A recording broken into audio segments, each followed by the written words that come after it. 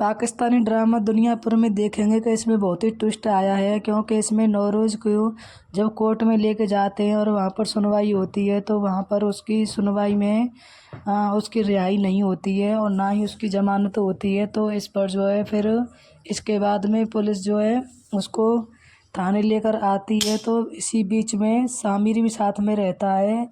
इसी बीच में जो है औरंगज़ेब जो है मतलब जो सामिर का चाचा होता है वह नवाबों में मिल जाता है और नवाबों में मिलने की वजह से जो है वो उन पर हमला कर देता है और उसमें सारे पुलिस वाले मारे जाते हैं। उसमें नौरेज जो है बच जाता है, उसको गोली लग जाती है और साथ में वो पुलिस इंस्पेक्टर भी बच जाता है और सामिर भी बच जाता है, लेकिन बाद में वह उसको ज़्यादा ही ज़ख्मी हालत हो जाती है।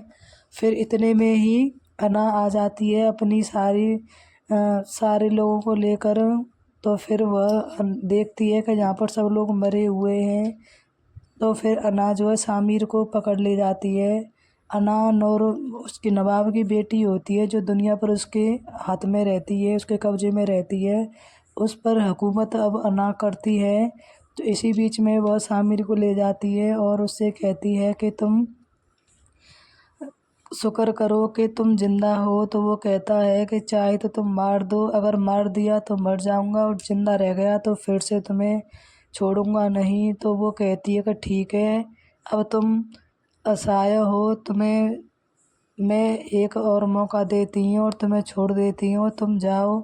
मैं जिस दिन वार करूँगी तुम्हारे ऊपर, जिस दिन तुम अपने होश और आवास में और हर तरीके से आओगे तो सही सलामत आओगे जब मैं तुम पर वार करूँगी। और ऐसा कहकर वह छोड़ देती है।